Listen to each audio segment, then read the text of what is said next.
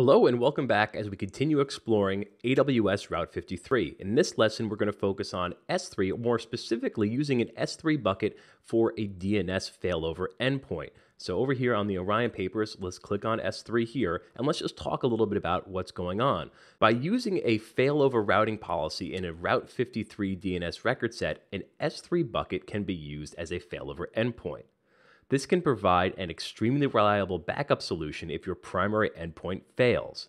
And even though S3 should only be used for static web hosting, it gives you the opportunity to provide your users with some type of information until the primary endpoint is working again. So again, it could just be a simple notification saying, hey, we're experiencing some technical difficulties, we'll be back up and running shortly. And also, it is important just to understand that an S3 bucket can be used as a primary endpoint if you just want to host a simple static site. Now also, and this is extremely important, for a DNS record set to use an S3 bucket as an endpoint, the bucket name must be the same as the domain name. So if I have orionpapers.com and I want to use an S3 bucket as a failover endpoint, the bucket name also has to be orionpapers.com. So let's take a look at that. Over here in S3, I have already created a bucket called orionpapers.com. Inside that bucket, I have one file, which is an error.html file.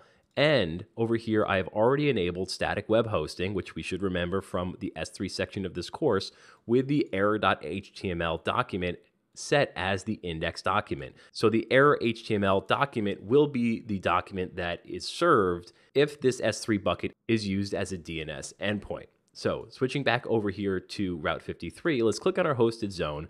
And I do have my two record sets that I created in the last lesson. So I'm actually just going to go in here. I'm just going to delete those. I'll just get rid of them for argument's sake here. So now what I need to do is actually create two separate record sets, one for our primary endpoint and one for our secondary, or what's going to be our failover endpoint. So I can click on record set. We're going to leave this just blank, just orionpapers.com. I am going to use an alias, and I'm going to set this to the Elastic Load Balancer because this is again going to be our primary endpoint. And so we want that to be our Elastic Load Balancer. Now we're going to switch the routing policy from simple to failover. And here now you have to select between primary and secondary. This is going to be our primary record set. This is where we want all of our traffic to go when everything is healthy and working correctly.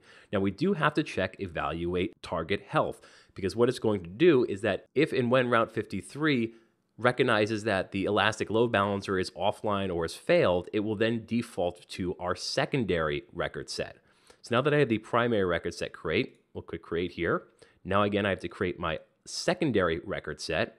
So again, I'll select alias, but this time, instead of selecting the Elastic Load Balancer, I'm going to select the orionpapers.com S3 bucket. I have to then change this over to failover. And then this time select secondary. So again, this is going to be our secondary record set or a failover record set if the primary fails, if the Elastic Load Balancer fails in some capacity. Now for this, you don't have to evaluate target health, so that we can go ahead and click create. So there we have it. So now, as long as my Elastic Load Balancer is healthy, it's going to serve traffic to my Elastic Load Balancer and then to my EC2 instances. However, if the Elastic Load Balancer ever became unhealthy, it would then serve traffic to the S3 bucket and it would serve up that error.html document. And with that, we'll conclude this lesson. Thank you for watching. You may now move on.